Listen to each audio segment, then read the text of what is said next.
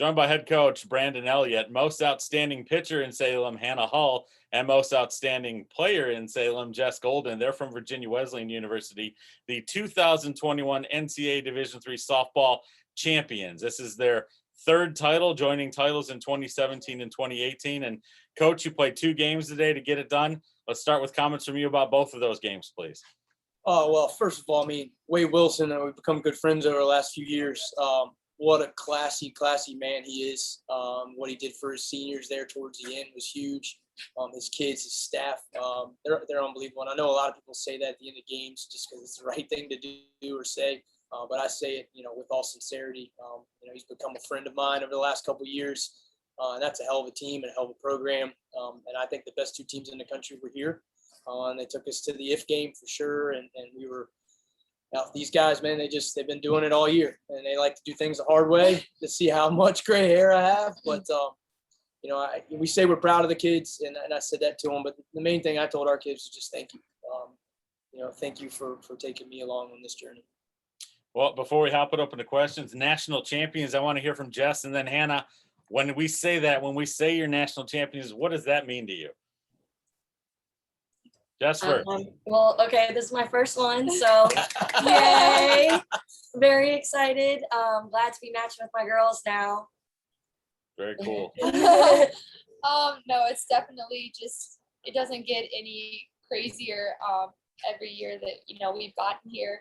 It feels like the first year right now, to be honest.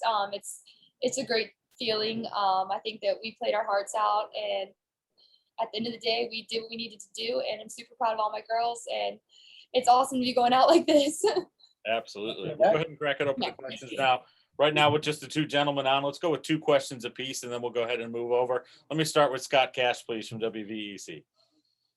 First of all, pretty awesome. Congratulations. Love it. Thank you. So, Coach, and all 3 of you really, well, actually 2, since Jessica, this is your first. What makes this one different than the others? Oh, do you want me to start? Or? Yeah. Well, I think, for me personally, this year was a little different for me. I had some struggles that I kind of had to figure out. It wasn't as easy going, I think, as the first few have been. There was a lot of confidence issues, I think, and just some stuff that I needed to figure out. And so this one is kind of, you always are wondering, like, was it the right decision to come back, this and that. And absolutely today, this was 100% worth it. And it makes this whole year and all the stresses that have come with it 100% worth it. And, just a different point of life right now. I'm not an undergrad anymore. So I think for me, this was a big decision and it paid off. And I think, each of them have kind of their own unique, I think about 2017 was just, I think, such a surprise. Not that we didn't believe, but it just happened, and the journey to it was just so amazing and incredible. And that's when Our Love started. I feel like 2018 was more of nailing the nail down with the hammer. It was kind of like we heard that 17 was a fluke for some reason, and so I think 18 was kind of like, let's go. In 19 we didn't win it, but 19 was full of pressure. It was full of pressure to three-peat and that kind of stuff. In this one, we say, we use the term perseverance and adversity in sports, and I think it's all baloney. She went 0 for 3 and she's going through adversity and she persevered through that. I think it's all garbage that we say that.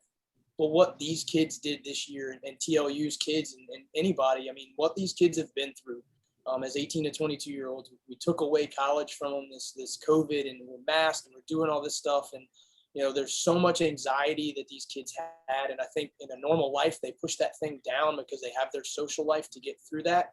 And all of that stuff has come to the surface this year. And each of these guys have battled it. And several women on our team have battled it. And it's been difficult, I think, a difficult journey as a head coach, because you don't know how to deal with that type of stuff. And I just asked them, was it all worth it? Would you do it all again to get here? And I think that's what makes 2021's, a little different. I'm not going to say more special, but definitely different and special. Was just, this is genuine adversity, what these kids have been through. And I just, again, I'm not as proud of them as I just say, I'm just grateful for it. Scott, your second question, if you have one. Yeah, Jessica, after the loss in the first game, what was the dynamic what was being said? What was the thoughts? What was the feeling going into that winner take all game? I felt like we needed to take the pressure off ourselves because we were really hard on ourselves the first game. I think we psyched ourselves out a little bit. So we just went into the second game with a fresh new start, took a deep breath, like all wanted to come together and knew that we could do it. Eric Lopez, please. Jessica, tell me about that at bat in the first inning that really got your team going there in this final game. And I was curious if that hit you had in the seventh inning of the previous game maybe kind of helped start that momentum into the next game. I definitely believe it did. I wasn't really seeing the ball as much as I was throughout the weekend today. So that last at bat kind of helped me a little bit. I definitely thought it was gone, not gonna lie. And then coming into the second game and then driving at opposite field, that's the first opposite I've had all season. So I was just really proud of myself for getting my hands there and then starting the tone. Eric, one more. Coach, take me through this. You've been through this before. We've talked about this in the past when we've talked on the podcast, but you battle in that first game. You come in within a run. Now you've got about an hour to regroup and get ready for one title game. Take me through that process from that last out is made. You just lost. You know you're going to a winner take all game, and then your team just jumps right away on them. Well, between games, I mean, I think as a coach, when you lose that first one, you try to start thinking like, what do I need to say? What do I need to do? What approach do I need to take? And I think I let it sit for a half hour with them. I kind of let them kind of feel their way through it, and we talked for 30 seconds and just kind of said, hey, we've been battling through this stuff all year. It's time to hit reset. It's time to hit reset. Those of us that are struggling mentally, like, this is all you got. And I told them, if we're going to go down, then we're going to go down fighting. And you've been doing that all year. And, I don't think at this point, in the past, I think I've overcoached. And I think I've gone in there and tried to hoorah and do all that. And with this team, I don't feel like I had to do that. I think that they were just self-motivated and they knew what was in front of them.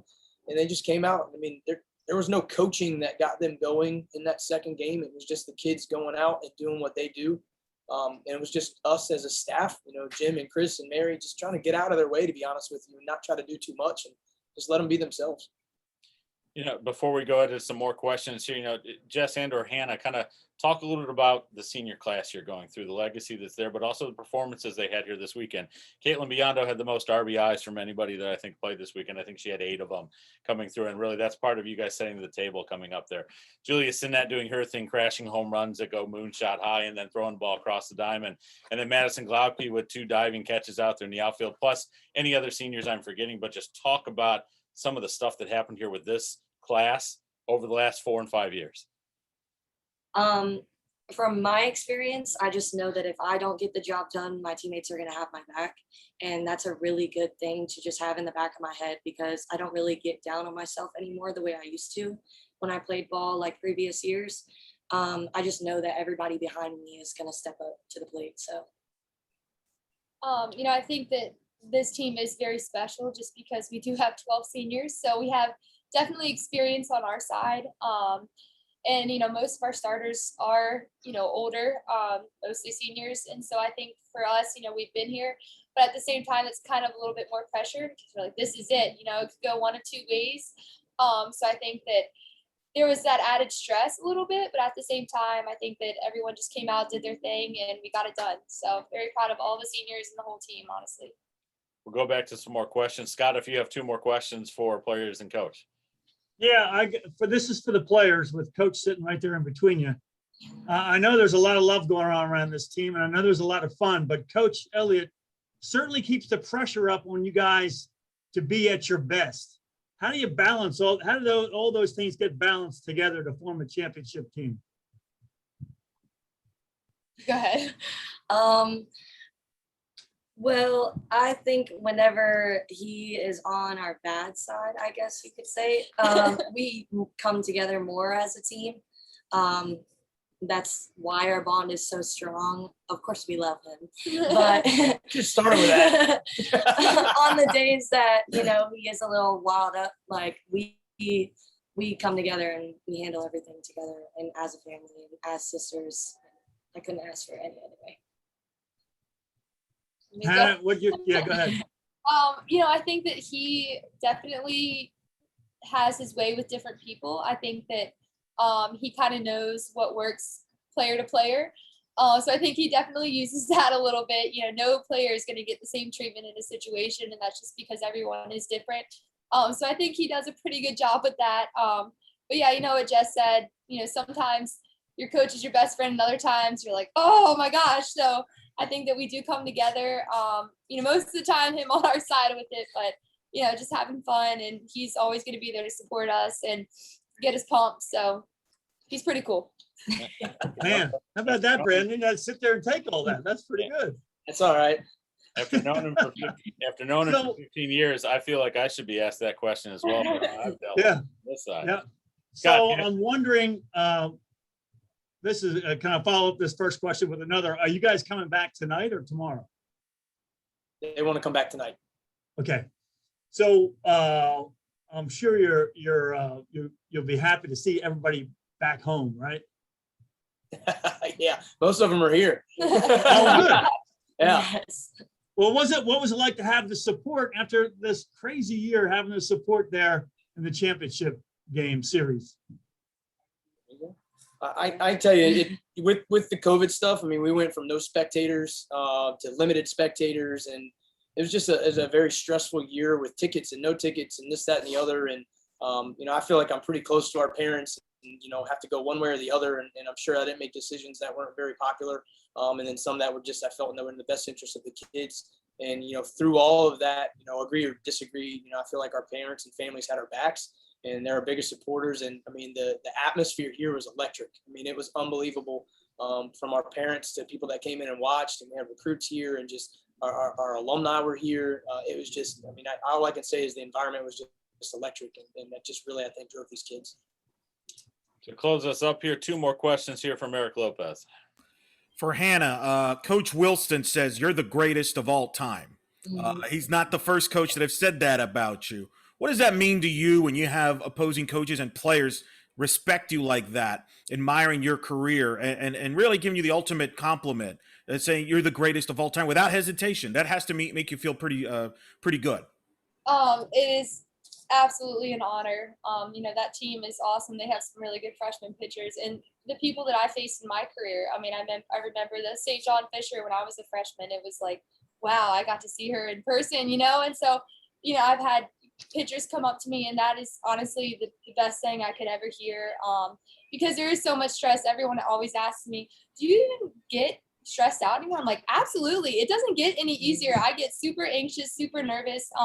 So just to hear that from another coach is such an honor, and I really appreciate it.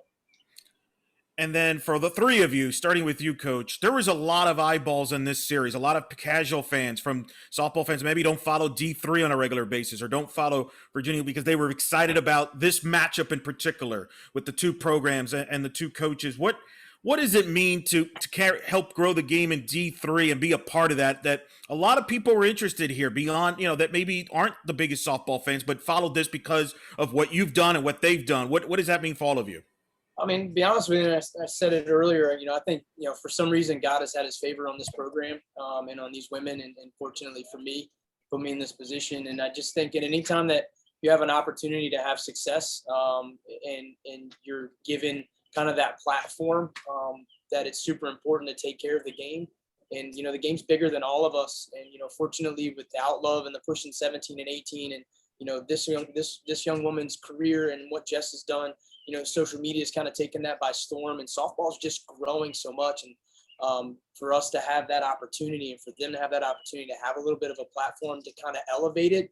And then what Wade's done at TLU and, the Division III softball game is growing and it's kind of taken off. I mean, I saw a lot of tweets, JMU's going to the World Series, and I saw a lot of people like, hey, let's celebrate JMU, but whoa. Check out what VW's doing over here in Virginia. And I just think that's awesome for the sport and the game and for women. I was raised by a single mom, and I've been around strong, powerful women like my wife and my mom my entire career. I'm fortunate to be around successful women and coach and lead them. And this is their sport, and it's it's the only sport that the female version is faster than the men's version. And it's you go to a baseball game, it's like, oh my God, let's eat hot dogs and drink beers because it takes forever. You come watch these guys and it's over like that, and it's because they're just ridiculous in what they do. And I think social media and certainly you, Eric, has really helped push that. and made D3 feel like it's important. And, we're just fortunate that, hopefully years later, they're able to look back and say, hey, that Virginia Wesleyan group that they had helped kind of elevate Division III. And, John Cheetah and those guys that have done it before us, has really elevated Division III as well. Either of the two players want to comment on that as well. That's okay. No Okay. problem here. Well, then, Coach, I think you summed it up very nicely there. Just a couple things for note taking here. Hanna Hull graduates as the all-time career wins leader in Division III history, 131 career victories. Congratulations. Thank you. And the single season stolen base leader in Division III history is Jess Goldyn. I think, what are we, 73 of 75 now? So congratulations on that as well. And then, Coach, full congratulations to you and the entire team on being the 2021 NCAA Division III softball champion. Thank you, guys. Thank you, Thank you everybody. So much.